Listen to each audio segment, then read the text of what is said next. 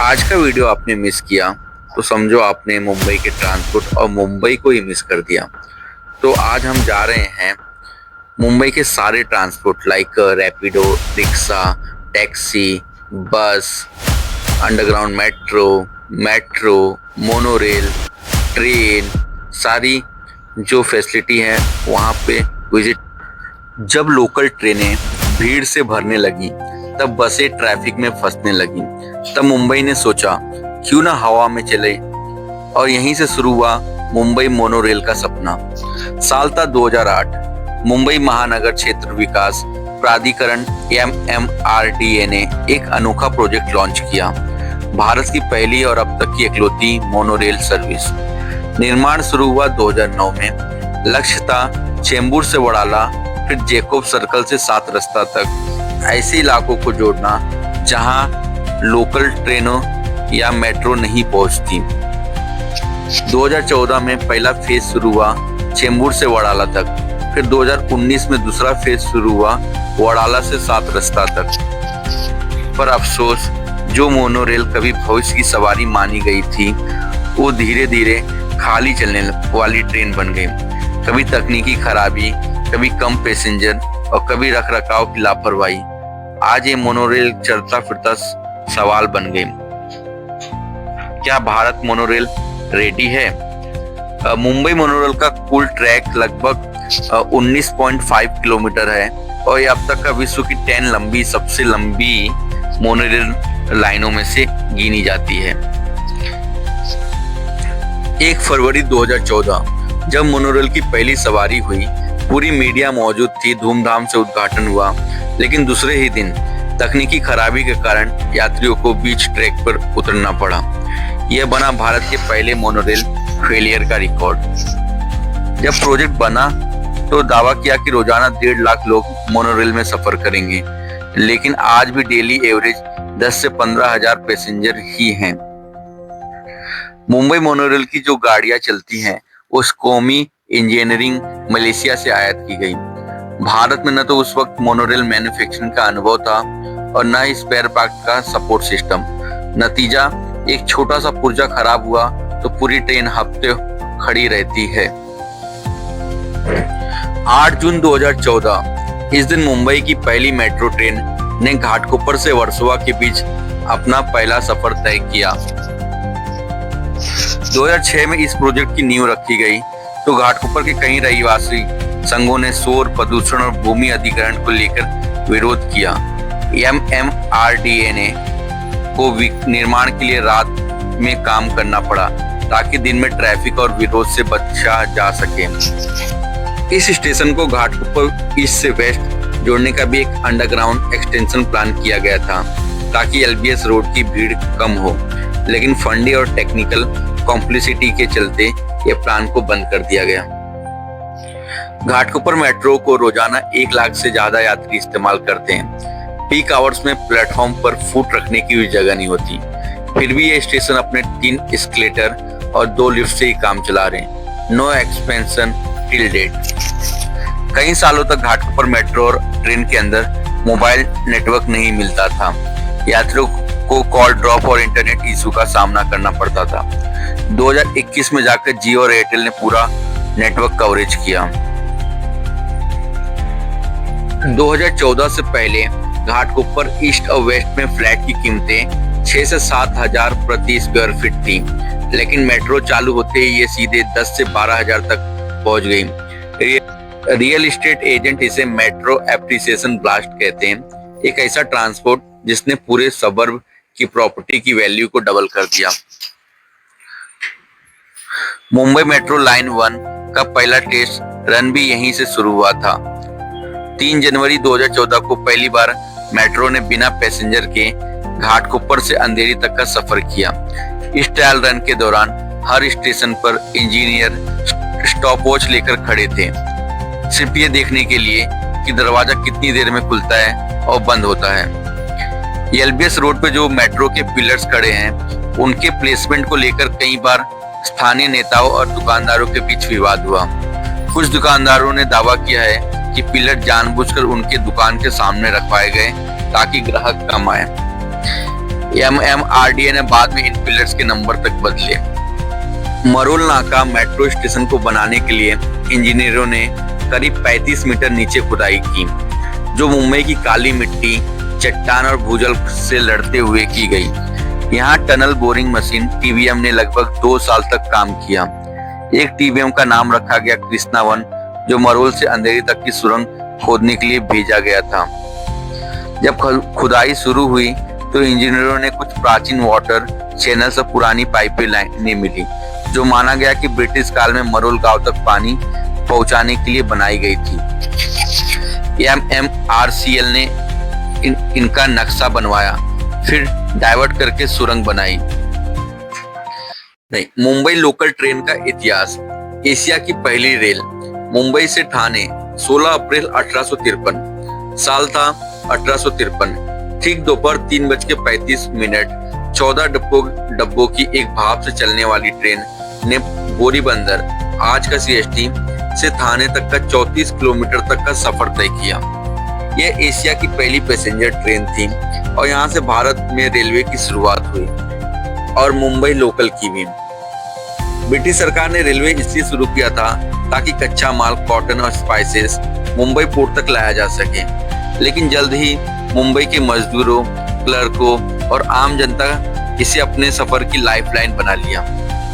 शुरुआत में सिर्फ कुछ ट्रेन चलती थी, जैसे कि मुंबई से मुंबई, कल्याण, बोरीवली, वासी जैसे उपनगरों तक रोज हजारों लोग आने जाने लगे। लोकल ट्रेन का हर डब्बा सिर्फ लोहे का नहीं बल्कि संघर्ष का प्रतीक बन गया। मुंबई की लोकल ट्रेन 2 हिस्सों में बंट गई, western railway, central railway. Western था चर्चगेट से विरार, सेंट्रल CST से कल्याण, कर्जत, कसारा। 1980 के दशक में शुरू हुई हड़बड़ लाइन, जो CST से वासी, पनवेल और उड़न तक जाती है। ये लाइन मछुआरों, नौसेना और बंदरगाह कर्मियों की लाइफलाइन बन गई। वो दिन जब प्लेटफॉर्म टूटे, 2000 का क्लाउड ब्लास्ट। 2000 के बाद मुंबई की आबादी तेजी से बढ़ी। हर रोज 80 लाख से ज्यादा लोग लोकल में सफर करने लगे। इतिहास में कई बार भीड़ गिर गई, दरवाजे से लटकते लोग मारे गए और प्लेटफॉर्म टूटे, लेकिन फिर भी ट्रेन चलती रही। मुंबई लोकल में हर रोज 3000 प्लस सर्विसेज चलती हैं। एक दिन में ये ट्रेन करीब 2 लाख किलोमीटर चलती हैं, यानी पृथ्वी का 5 बार चक्कर। लेडीज स्पेशल ट्रेनों की शुरुआत 1992 में हुई थी, भारत में पहली बार। मुंबई लोकल ये ट्रेन नहीं बल्कि एक चलती फिरती किताब है।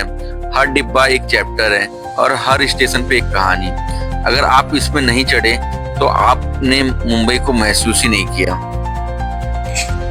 28 जुलाई 1977 दादर के पास एक लोकल ट्रेन में शॉर्ट सर्किट से आग लग गई, लेकिन एक मोटरमैन ने ट्रेन को जलते हुए स्टेशन तक पहुंचाया और 300 लोगों से ज्यादा लोगों की जान बचाई। आज भी दादर स्टेशन पे एक कोने पर उस घटना की याद में एक छोटा चिन्ह बना हुआ है, जो ज्यादातर लोगों को दिखता ही नहीं। World most crowded railway officially recorded.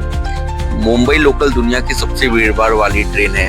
एक जनरल कोच जो 100 लोगों के लिए बना है, उसमें रोज 400 से 500 लोग यात्रा करते हैं। यूनेस्को ने इसे सामाजिक धैर्य की मिसाल कहा है।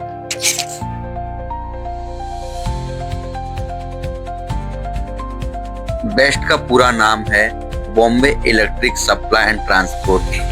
साल 1926 में चली मुंबई की पहली बस बोरीबंदर यानी CST से दादर तक। कुल 24 लोग बैठे थे उस बस में। सवारी का किराया सिर्फ 4 आने, और लोग कहते हैं कि ये क्या चीज है जो बिना घोड़े के खुद चलती है। बेस्ट ने ट्राम को पीछे छोड़ा। धीरे धीरे ट्राम धीमी हो गई और बेस्ट बसें मुंबई की हर गली, हर कोने में पहुंच गई। 1964 में आखिरी ट्राम चली और तब से मुंबई की सड़कें सिर्फ बसों की हो गई। 60 से 70 की दशक में स्कूल जाने वाले बच्चों से लेकर ऑफिस जाने वाले बाबू, सबके लिए बस एक मंदिर जैसी थी। रोज वही ड्राइवर, वही कंडक्टर, वही सीट, एक पूरी जिंदगी बस में ही बीतती थी। डबल डेकर बस मुंबई की शान। 1937 में पहली बार आई डबल डेकर बस, जिसकी ऊपरी मंजिल मरीन ड्राइव की हवा में गेटवे की रोशनी दिखती थी। बेस्ट ने इमरजेंसी में निभाई जान बचाने वाली भूमिका। 26/7 की बाढ़ हो, 1993 बम धमाके हो या लॉकडाउन के दिन, बेस्ट ही थी जो सबसे पहले सड़कों पर उतरी। 1930 तक बसें साउथ बॉम्बे से चन्नी रोड, बरेल और डोंगरी तक चलने लगी। उस समय टिकट हाथ से फाड़े जाते थे, कोई मशीन नहीं, सिर्फ कंडक्टर का भरोसा चलता था। बस स्टॉप तक स्थायी नहीं थे, लोग हाथ दिखाकर रोकते थे। लोग छतों पर बैठते, खिड़कियों से लटकते पर सफर पूरा करते। महिलाओं के लिए अलग सीट नहीं थी, ये बाद में आया। बस में सबसे आगे बैठना प्रतिष्ठा की बात मानी जाती थी। बच्चे अक्सर कंडक्टर से टिकट का रोल मांगते थे खेलने के लिए। 1947 आजादी का साल, भारत बदला, मुंबई भी बदला। अब जरूरत थी नए बसों की, नए रूट्स की। उस समय कुल 242 बसें थी। आजादी के बाद बेस्ट को मिला नगर निगम का समर्थन। 1949 में कंपनी का नाम बदला, Bombay electric supply and transport. अब बिजली और बस दोनों इसी के अधीन थे। 1950 के दशक में डबल डेकर बसें आई। बेस्ट के पुराने गैराज आज भी विरासत है, जैसे वडाला दहिसर डिपो। साल 1911 मुंबई में पहली मोटर टैक्सी दिखाई दी। ब्रिटिश राज के दौरान यह सेवा केवल अंग्रेजों और अमीर भारतीयों के लिए थी। ये टैक्सियां यूरोप से आयात होती थी, फोर्ड, ऑस्टिन जैसी कंपनियों की। किराया तब होता था ड्राइवर की मर्जी से, मीटर नहीं था। ड्राइवर आमतौर पर ब्रिटिश सैनिक या गोवा से आए ड्राइवर होते थे। एक टैक्सी उस समय शाही सफर माना जाता था। भारत के आजाद होने के बाद टैक्सी को जनसेवा के रूप में देखा गया। 1950 के दशक में पहली बार टैक्सी पर सरकारी रजिस्ट्रेशन और परमिट अनिवार्य हुआ और यहीं से शुरुआत हुई काली पीली टैक्सी की। काली बॉडी और पीली छत एक अलग पहचान। यह रंग चयन किया गया क्योंकि यह सबसे दूर से दिख जाती थी। टैक्सी अब आम आदमी की पहुंच में आई। नौकरी, स्टेशन, एयरपोर्ट हर जगह जाने लगी। टैक्सी में बैठना मतलब स्वतंत्रता। हर टैक्सी के ऊपर 4 फायर का नीली बत्ती वाला बोर्ड होता है। 1964 में मुंबई की सड़कों पर आई प्रीमियर पैडमिनी। ये बनी थी मुंबई टैक्सी का चेहरा। हर दूसरी टैक्सी का यही थी, मजबूत, टिकाऊ और भारतीय सड़कों के लिए उपयुक्त। आज जिसे हम ऑटो कहते हैं वह 1950 के दशक में भारत में आया। सबसे पहले मुंबई और पुणे में कुछ पियाजियो कंपनी के रिक्शा लाए गए। 3 पहिया वाला इंजन वाहन जो पैडल नहीं पेट्रोल से चलता था। यह जल्द ही बेस्ट ट्रांसपोर्ट विकल्प बन गया। 1960 तक यह मुंबई, दिल्ली, नागपुर, कानपुर में आम हो गया। 1970 से 80 के दशक में ऑटो रिक्शा का एक राजा बन गया बजाज ऑटो कंपनी, जिसने बजाज आरी मॉडल उतारा। हमारा बजाज वाला विज्ञापन हर गली तक पहुंच गया। साल 2000 के बाद बढ़ते प्रदूषण ने लोगों को सोचने पर मजबूर किया। दिल्ली उच्च न्यायालय के आदेश पर सीएनजी लागू हुआ। पेट्रोल डीजल रिक्शा बंद हुए, सीएनजी ऑटो आए। फिर धीरे धीरे आया ई रिक्शा, यानी बैटरी से चलने वाला रिक्शा। खासकर उत्तर भारत में 2010 के बाद यह बहुत ही लोकप्रिय हो गया। कम खर्च, जीरो प्रदूषण, ये जनता के लिए वरदान साबित हो। पहले रिक्शा ढूंढना मुश्किल था और किराया मोल भाव वाला, लेकिन फिर आए ओला, उबेर, रैपिडो जैसे ऐप्स। अब मोबाइल से रिक्शा मंगाना आसान हो गया। Meter system, cashless payment, GPS tracking, सब कुछ बदल गया। अब रिक्शा वाला सिर्फ ड्राइवर नहीं, टैग यूजर भी बन गया। रिक्शा सिर्फ वही वाहन नहीं, वो एक जरिया है जीने का। मेहनत की वो गाड़ी जो कभी थकती नहीं, गरीब की टैक्सी, अमीर की इमरजेंसी, और आज भी हर शहर की धड़कन में उसका एक सीट बुक है। पहले रिक्शा का मीटर मैनुअल होता था, कंडक्टर इसे हाथ से घुमाता था। बाद में डिजिटल मीटर और जीपीएस आए। पीली, हरी, काली, पीली पहचान से चलने लगे। 1990 के अंत और 2000 की शुरुआत में ऑटो से निकलता धुआं गंभीर समस्या बना, तो सरकार ने सीएनजी को अनिवार्य कर दिया।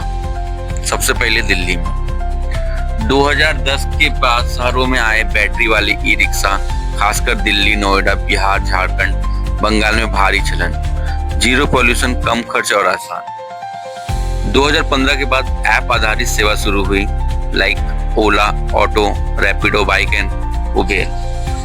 अब ग्राहक को घर बैठे rickshaw, digital meter, UPI payment और रेटिंग सिस्टम मिल गए। हमारे साथ बने रहिए, आगे हम आपको और रैपिडो बुक करना और रैपिडो की सवारी का भी वीडियो आपको दिखाएंगे। ठीक है, अभी हम रैपिडो बुक करने वाले हैं, जैसे कि आप स्क्रीन पे देख पा रहे हो। रैपिडो की शुरुआत एक आइडिया से। साल था 2015, शहर था बेंगलोर। ट्रैफिक इतना कि पैदल चलो तो पहुंच जाओ। Office time, school time, metro से उतरकर ऑटो का झंझट, लोग समय की मार झेल रहे थे और जेबें भी हल्की हो रही थी। तब 3 नौजवानों ने सोचा, जब बुलेट से लेकर स्कूटी हर जगह दौड़ रही है तो क्यों ना बाइक को ही टैक्सी बना दिया जाए। और यहीं से जन्म हुआ रैपिडो का, और यह भारत की पहली बाइक टैक्सी ऐप कंपनी बनी। 3 संस्थापक थे, अरविंद शंका, पवन घंटा, सिद्धि श्रीनिवास। इन्होंने एक साधारण ऐप बनाया जिसमें कोई भी अपनी बाइक रजिस्टर कर सकता था और दूसरे को लिफ्ट देकर पैसा कमा सकता था। शुरुआत में सिर्फ 100 बाइकर्स थे और ग्राहकों को समझाने में महीनों लग गए कि लोग सोचते थे बाइक टैक्सी इंडिया में चलेगी क्या। रैपिडो को सबसे ज्यादा विरोध ऑटो रिक्शा यूनियनों से मिला। उनका कहना था कि ये गैर कानूनी सेवा है और हमारा रोजगार छीन रही है। कई राज्यों में शुरू में रैपिडो बैन किया गया, जैसे महाराष्ट्र, तमिलनाडु, केरल, पर रैपिडो ने नियम के अनुसार काम किया। ड्राइवर को कैप्टन कहा गया, हर राइड के लिए हेलमेट अनिवार्य किया गया, 1 लाख की बीमा भी दी जाने लगी। धीरे धीरे रैपिडो ने साबित किया कि यह सेवा सस्ती, तेज और सुरक्षित है। ऑफिस जाने वाले लोग, कॉलेज स्टूडेंट, मेट्रो से उतरने वाले, हर कोई रैपिडो कैप्टन से 2 मिनट में बाइक लेने लगा। आज रैपिडो के पास 2 करोड़ से ज्यादा ग्राहक, 1 लाख से ज्यादा कैप्टन्स और 100 शहरों से सेवा, जैसे दिल्ली, मुंबई, कोलकाता, लखनऊ, पटना, चेन्नई, हैदराबाद है। रैपिडो ने सिर्फ एक ऐप ही नहीं बनाया, एक नया माइक्रो रोजगार मॉडल खड़ा किया, जिसमें एक आम स्कूटी वाले को भी कमाई का मौका दिया गया। 5 से 10 प्रति किलोमीटर की कमाई, कम ईंधन, ज्यादा कमाई, live tracking, OTP verification, rating system, महिला ग्राहकों के लिए खास फीचर्स, और रैपिडो ने ऑटो बुकिंग और कैब पुलिंग जैसी सेवाएं भी शुरू की। रैपिडो अब ई बाइक पर काम कर रहा है, साथ ही वो सरकार के लिए ईवी पॉलिसी, महिला सुरक्षा और रोड सेफ्टी जैसे विषयों पे सहयोग कर रहा है। ये सिर्फ एक स्टार्टअप नहीं, भारत में ट्रांसपोर्ट क्रांति का हिस्सा बन चुका है। रैपिडो ने साबित किया कि इनोवेशन सिर्फ सिलिकॉन वैली से नहीं आता, कभी कभी ट्रैफिक में फंसी सड़कों से भी जन्म लेता है। एक हेलमेट, एक मोबाइल ऐप और एक सपना, ये कहानी उस रफ्तार की जो आज हर मोड़ पर आवाज देती है, कैप्टन आ रहा है। इस वीडियो में हमने कवर किया रैपिडो, रिक्शा, टैक्सी, बस, अंडरग्राउंड मेट्रो, मोनो और घाटकोपर मेट्रो। तो अगर ये वीडियो आपने पूरा देखा और अब तक देख रहे हैं तो आगे भी हमारे वीडियो को देखने के लिए इसको सब्सक्राइब कीजिए, ताकि आपको नोटिफिकेशन मिल जाए। ये वीडियो काफी इंटरेस्टिंग हुआ है कि आप एक ही वीडियो में मुंबई के सारे ट्रांसपोर्ट की जानकारी और हिस्ट्री और लोकेशंस इस वीडियो में पा जाते हैं।